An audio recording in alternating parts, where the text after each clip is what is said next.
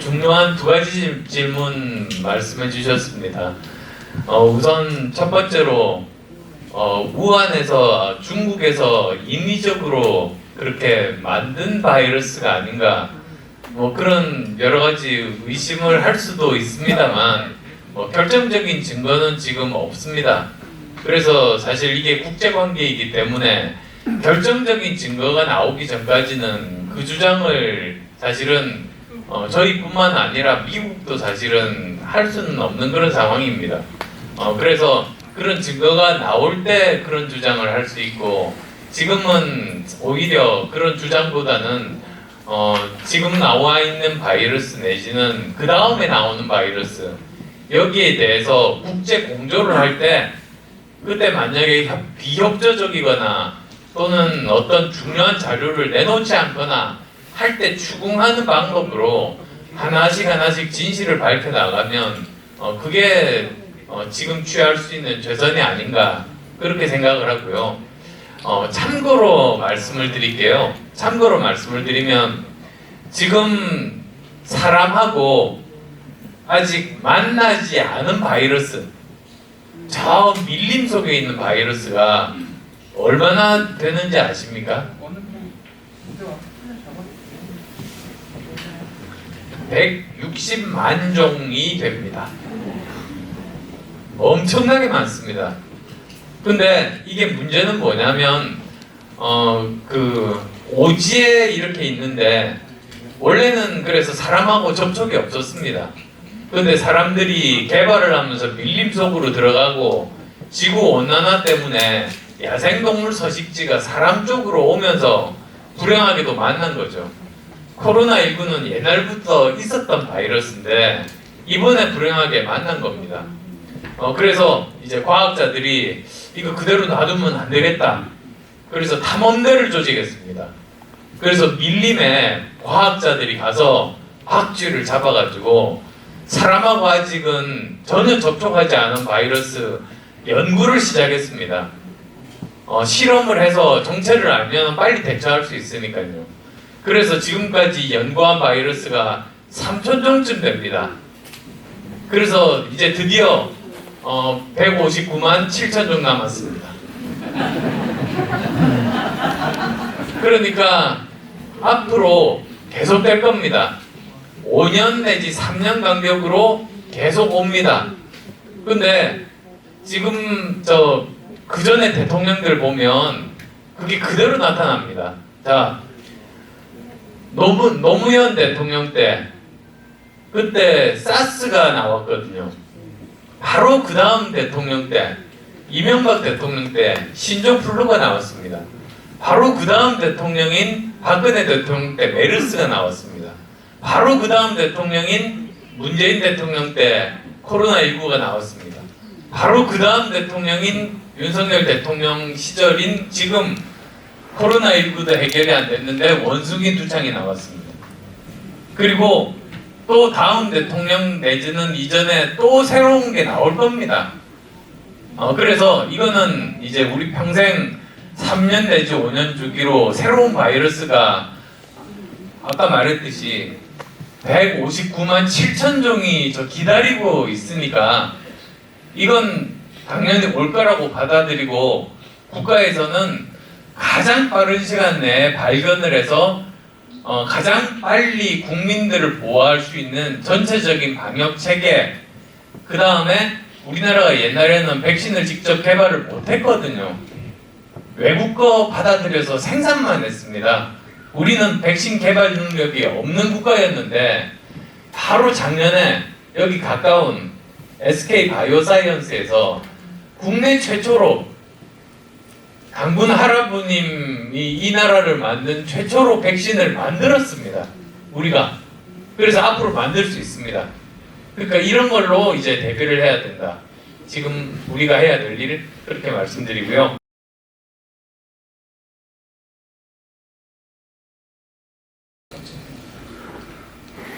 4차 산업 달성?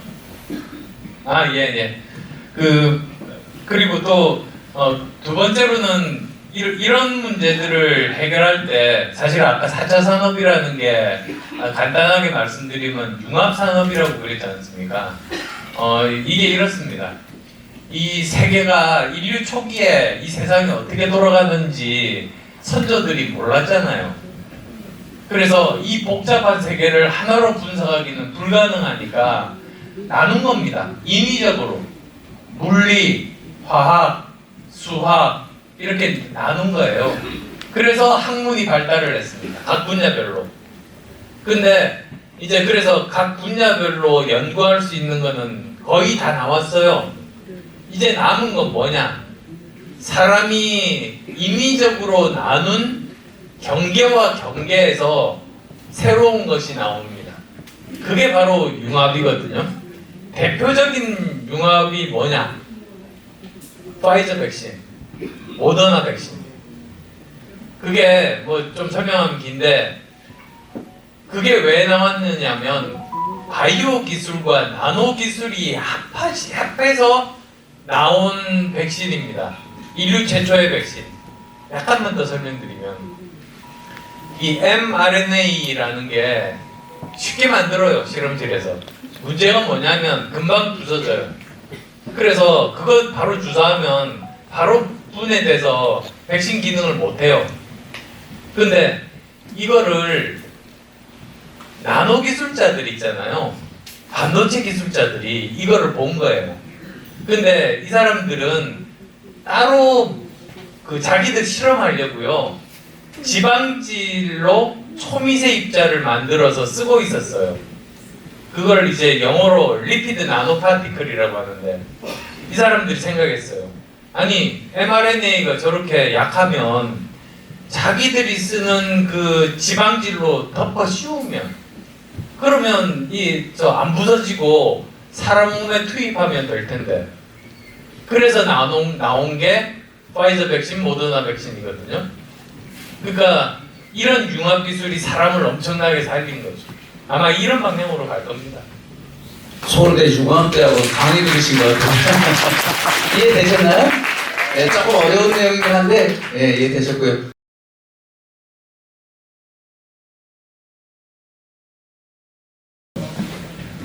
예, 최대한 간략하게 질문하겠습니다. 저는 백현 마이스 추진위원회하고 이제 더샵 판교 퍼스파크에 입대의 감사입니다.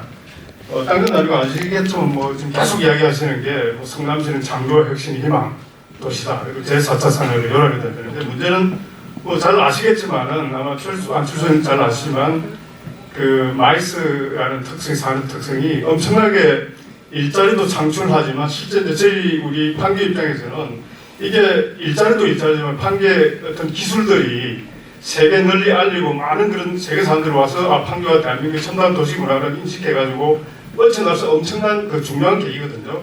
그래서 아시겠지만 전정거리에 있는 그 시장부터 계속 10년간 추진하고 있고 그래서 지금은 이제 거의 그 선거 전까지 하더라도 이미 벌써 그 모든 행정 절차가 완료돼가지고 이제는 그 사업자 공모 단계, 지침 단계까지 이제 왔습니다. 근데 아시겠지만 그 5월달 새로 이제 시장님 방송 교단 이후 거의 지금 6개월 정도 흘러가고 있는데 실질적으로 백현 마이스가 어떤 그 구체적인 계획이나 진행들이 사실은 하나도 없습니다. 그러면 앞으로 지금 이제 다시 시장님께서 실시 계획을 구체해가지고 좀 더 현실적인 만들때 말씀을 하셨는데 정말로 국민의 힘은 판교를 첨단 기술의 여론을 맞춰서 백현을 추진할 수 있는 실직에 구체적으로 수립할 것인가 한다면 언제 할 것인가 이런 것에 좀 확실하게 그리고 12월까지 안 하면 상당히 그 내년에 취소가 되기 때문에 그 부분 확실히 좀 이야기를 해주십시오. 네, 의원님 답변 가능하시죠? 네. 근데 이게 제가 답변 드릴 수 있는 내용은 아닌 것이 여기가 분단 답이 아니거든요. 분단 과정입니다. 네? 아니 연결돼 있잖아요. 그러니까 행정구역으로 그러니까 물론 뭐 우리 쪽에 훨씬 더 이용도가 많아지겠지만 그러니까 오히려 지금 이기은 의원이 말씀하시는 게 맞을 것 같은데. 공약상입니다. 안승수 의원님. 예, 제가 말씀드릴게요. 백현마이스가 어딘지 아시죠? 행정동으로는 정자동입니다. 그런데 어쨌든 분당 갑을 국회의원님들이 이제 백현마이스가 필요하다고 생각해서 공약을 세웠는데 문제는 백현마이스의 그 개발 방식이 어떤 방식인지 아실 겁니다. 대장동 방식과 똑같습니다. 대장동 방식이 어떤 것이냐면 SPC라고 해서 스페셜 퍼포스 컴퍼니라고 해서 특수목적 법인을 만드는 것인데 이 특수목적 법인이라는 것은 지자체에서 현금을 조달하기 어려울 때, 재정이 어려울 때 민간 기업에게 자금을 끌어오고 그렇게 개발을 추진하는 과정입니다. 그런데 안타깝게도 백현마이스 같은 경우는 대장동에서 대장동 개발을 이끌었던 그 주체적인 멤버들이 한 번씩 손을 탔던 사업들입니다. 자, 한번 들어보시죠. 대장동에서 가장 문제가 됐던 것은 공모지침서였습니다. 공모지침서에 어떤 표현이 문제가 됐냐면 여기서 나오는 개발 금액 중에서 성남도시개발공사 성남시는 1,800억만 가져가고 나머지 금액들은 모두 다 민간기업이 가져간다. 이것들이 지금 문제가 된 겁니다. 공모지침서가 개발이 안 됐다고 했지만 제가 인수위에서 보니까 백현마이스도 공모지침서가 완성이 됐습니다. 검토를 해보니까 대장동과 똑같이 민간사업자에게 이익이 막대하게 돌아갈 수 있는 부분이 있었고 가장 문제는 특정 금전 신탁이라고 해서 누가 투자해서 들어왔는지를 알 수가 없습니다. 그러면 백현마이스도 어쩌면 대장동과 똑같은 문제가 있을 수도 있는 겁니다. 그럼에도 불구하고 신상진 시장이 그 공모지침서를 다시 한번 재검토해라. 그래서 특정 금전 신탁의 투명성을 밝히고 그리고 민간 사업자에게 들어가는 이익들을 백현동 주민들과 정자동 주민들에게 확보할 수 있도록 노력해라. 라고 해서 공모지침서를 개편했고 지난주에 민간 사업자 이제 기업들을 유치하겠다고 발표를 했습니다. 그런 문제점들을 보완하기 위해서 백현마이스가 좀 늦어진 것이지 정치적인 이유는 없습니다. 또 대장동과 같은 일이 일어나면 안 되지 않겠습니까? 네. 그리고 백현마이스 같은 경우는 이제 백현마이스 역신설까지 우리가 또 공약도 있는데 그 민간 사업자에게 백현마이스 역까지 부담하는 공모지침서를 만들어서 민간 사업자를 유치할 것이니까 걱정하지 마시고 빨리빨리 하는 것도 중요하지만 잘하는 것이 문제입니다. 네. 지켜봐 주십시오. 네, 이재용이 답변했는데요. 요 문제는 여기까지 하고 아까 말씀드린 추가적으로 우리 토론회라든가 간담회 통해서 또 하면 될 것 같아요. 자.